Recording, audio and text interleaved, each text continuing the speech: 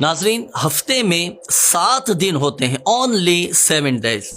اور ہفتے کے بعض دن ایسے بھی ہوتے ہیں کہ اگر ان میں اوراد و وظائف یا نوافل کا معمول بنا لیا جائے تو بہت ساری برکتیں حاصل ہوتی ہیں، دعائیں قبول ہوتی ہیں، مصیبتوں، تنگ دستیوں اور پریشانیوں سے نجات الحمدللہ سمجھل حاصل ہو جاتی ہے۔ ناظرین، شب جمعہ کے دن کے مخصوص وظائف، مخصوص نوافل اور مخصوص اعمال میں آپ کو عرض کرنے لگا ہوں۔ شب جمعہ کے یہ نوافل آپ نوٹ کیجئے گا اور نیت بھی فرما لیجئے کہ ہر شب جمعہ ان نوافل کو میں نے پڑھنے ہیں، بہت زیادہ اس کی فضیلت ہے۔ فرمان مصطفیٰ صلی اللہ علیہ وآلہ وسلم، جو کوئی جمعہ کی رات یعنی شب جمعہ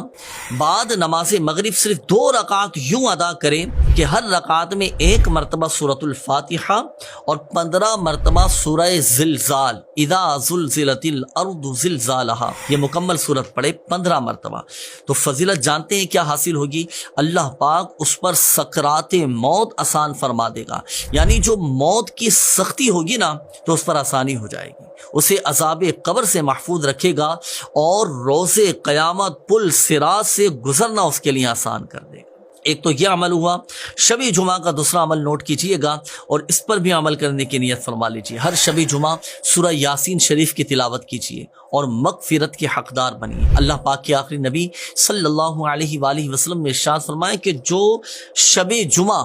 یعنی جمعرات اور جمعہ کی درمیانی شب سورہ یاسین شریف پڑھے،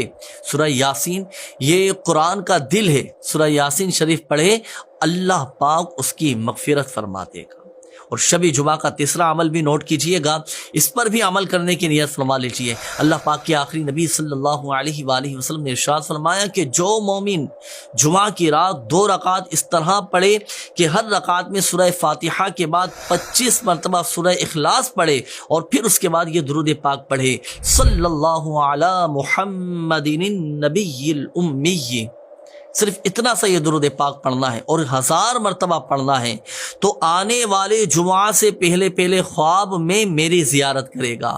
شب جمعہ کا ایک اور عمل عرض کرتا ہوں، یہ چوتھا عمل ہے شب جمعہ کا، اور اس کی فضیلت بھی اتنی شاندار، اتنی کمال کی فضیلت ہے کہ جو کوئی یہ عمل کرے نا تو خواب میں پیارے آقا صلی اللہ علیہ وآلہ وسلم کے دیدار سے مشرف ہوگا۔ امام زہری رحمت اللہ تعالی علیہ فرماتے ہیں کہ جو شب جمعہ پاک صاف ہو کر غسل کر کے 2 رکعت یوں ادا کرے کہ ان میں 1000 مرتبہ سورہ اخلاص پڑھے، یعنی پہلی رکعت میں بھی سورہ فاتحہ کے بعد سورہ اخلاص 1000 مرتبہ پڑھے اور دوسری رکعت میں بھی سورہ فاتحہ کے بعد 1000 مرتبہ سورہ اخلاص پڑھے، تو اسے خواب میں نبی کریم صلی اللہ علیہ وآلہ وسلم کی